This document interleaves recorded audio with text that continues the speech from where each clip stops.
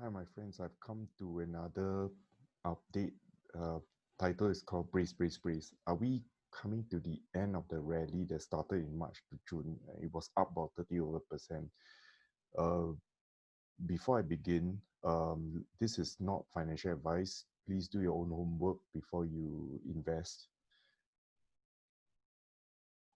Now, as I mentioned in the earlier posts, the Fed is uh, basically buying up corporate bonds.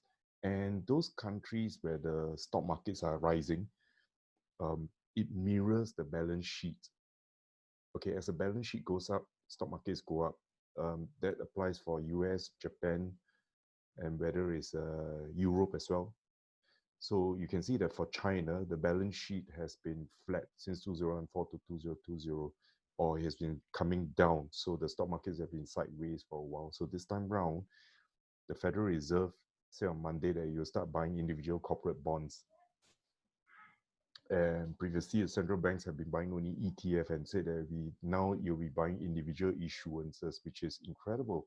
The program has the ability to buy up to 750 billion of corporate credit. So the announcement was made on 23rd of March, and bear in mind, make no mistake, 23rd of March was the bottom of the crash. It's like so close, so exact. On the announcement was the bottom of the market. And the Federal Reserve has now turned into fund managers, putting a put option on all asset classes. The intent of the individual debt purchase will be to create corporate bond portfolio that is based on the broad diversified market index of US corporate bonds.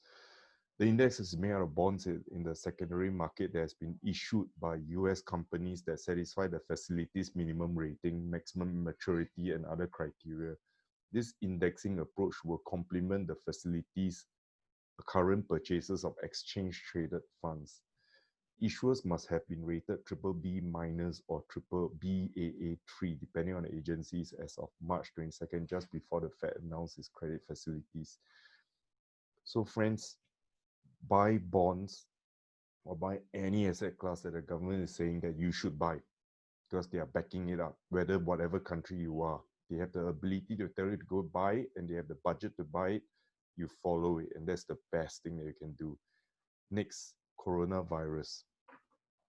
Um, you can see on the left, I've been monitoring the death rates closely. If you see on the left-hand side, the second wave has been rising in infections, especially in America. However, the death rates are holding steady. So more importantly, among the active cases, 98% is mild, only 2% is serious or critical. Death rate is 9% worldwide. So there are two potential game changers here. One is the cure is found or vaccine is found, discovered. That will be really a V-shaped recovery. The second one is I'm hoping that the virus has mutated to something less lethal. Going back to the latest history was Spanish flu, which lasted 3 years and came in three waves. First wave, second wave, and third wave. So the second wave, the biggest and most deadly. So I'm worried about this round. But eventually, all viruses mutate to something less deadly because their aim is not to kill the host instantly, but to stay within the host and then spread. So Spanish flu killed about 50 to 100 million people. So let's brace ourselves for this second wave. But hopefully the mutation would have been to something less lethal. Um, Everybody is talking about if there is going to be another lockdown, as we've seen that some of the countries, states have, like Texas in US, some countries have begun to roll back their phase two because the infection rates are rising and the hospitals might be overwhelmed again. So there will be another drop in businesses. So equities may fall. So I will keep 20% in cash on standby. The 20% will be used to buy put options, warrants, or inverse ETF to protect downside. Or 20 to 30% is to buy stocks that I never had a chance to buy. And if they have fallen, I will go and pick it up. So I was net short in March and was net long in April, and I did catch the upside of the wave. So right now I'm just keeping 50% cash and 20 to 30% into sorry, 50% into equities, 20 to 30% cash, and 20% into gold, silver, TLT ETF, which is the 20 plus years US Treasury ETF. So, Professor Damodran said that sector investing is very important because in this rally from March onwards, the US led the way, S&P 500, followed by Europe, Asia as well. Now, in terms of sector, healthcare and technology led the way. No surprise that earnings have gone up. So,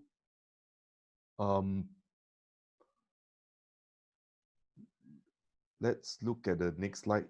Now, if there is a second lockdown, I think the stay-at-home stocks will be very important.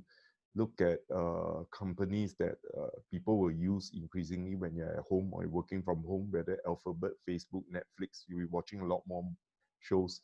Match.com, you'll be looking to hook up, then you cannot meet your friends, and then you use online to look for partners.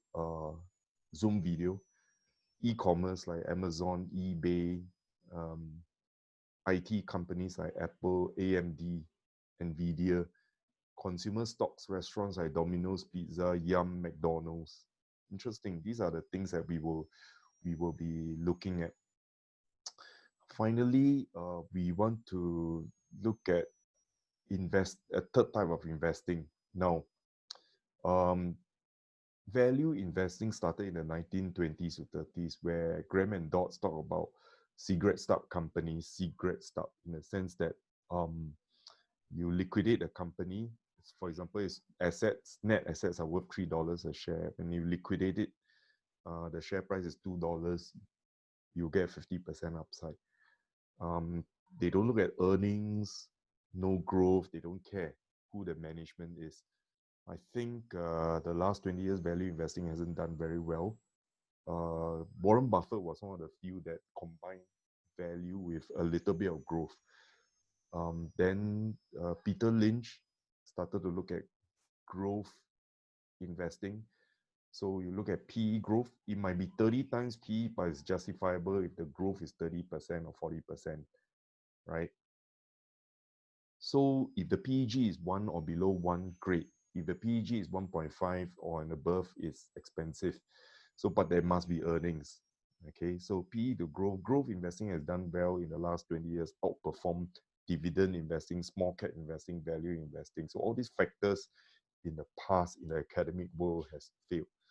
I mean, hasn't done as well as growth investing. Now,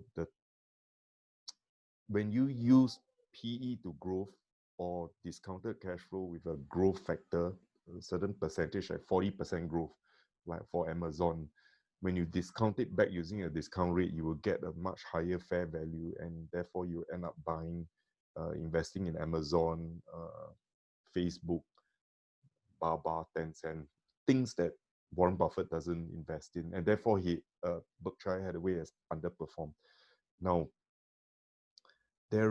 of course, I subscribe to this growth investing plus technical analysis as well. But the third one is venture capital investing. What if you invest 20% of your portfolio into venture capital, divide into 20 companies, so 1% per company? They may not have earnings, but they have great concept and the ability to disrupt the world as it is. And venture capital could be like Tesla, Illumina, Square, companies that 10 years ago have no earnings, no sales, but they went IPO. Now, look at Tesla. Okay, it's clearly electrified vehicles that are self-driving, and the key is battery. So China's CATL has produced the world's first million-mile battery, which can last for an average 16 years. So the next hurdle is the speed of charging. If you can charge it for 30 minutes and last 600 kilometers to 1,000 kilometers per charge, it'll be better than petrol and diesel. And so once you can store energy into batteries, it will have a diversified source like hydroelectric, wind, solar. So crude oil will tumble for sure. and then Middle East will be a lot different. Air will be hopefully cleaner. So on top of that, Tesla will turn cars into cash generating assets. So while you work, imagine your car will self-drive to pick up kids, spouse, friends, family, even pick up paying passengers. Since we only use our cars 10% of the time, it is parked 90% of the time, you won't need a parking lot anyway. The cars will drive itself to charge, drive to get it serviced. So we will have less need for parking spaces. So investing in parking lots may not be that great. So it goes around picking passengers like Uber or Grab cars. So battery is a key. So if you can store energy safely for a long time, then I think fossil fuels will slowly come down. Air will be a lot cleaner. Now, so let's look at, imagine if you were to go back to 1997, Amazon was an online bookstore, and it went IPO at $18 per share, 1997, May the 15th. And if you look at where Amazon is today, right, it is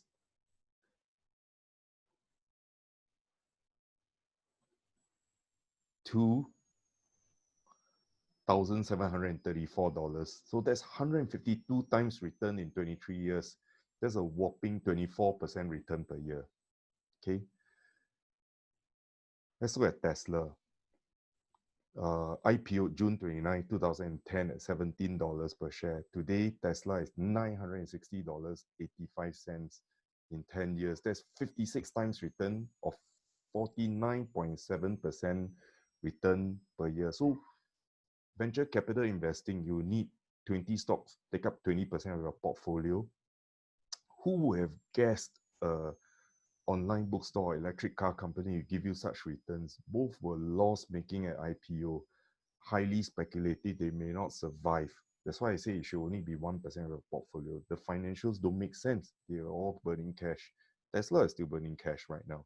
But the key is to look at the following: ability to disrupt the status quo, management's track record for execution. I would say execution is key. In the past, I used to invest in private companies. Everybody has dreams. You and I have dreams, but who has the ability to stick through and overcome difficulties with integrity? Now, if you have the ability, a track record to execute a dream to reality, I think the management is as important as the idea, whether you can disrupt or not. So there is a difference between success and mediocrity. So this is about VC investing, and over time, I realized that it is better to invest in publicly listed type of cash burning companies that can disrupt the world with good management than private companies, because first of all, the founder, if it's private, the founder may not issue you shares, and if they issue, it's always a very high price. And if something goes wrong, you cannot let go of the shares. You have to find another buyer because it's private anyway. So I think we have no lack of ideas. Such companies in US listed in Nasdaq or whatever New York Stock Exchange, there are VC type of companies. Look for number one again, ability to disrupt the status quo and the management's track record, okay, of executing a dream that come true. So there is the end of my presentation. Happy investing, and this is not financial advice. Do make your own decisions again. See you again to the next one.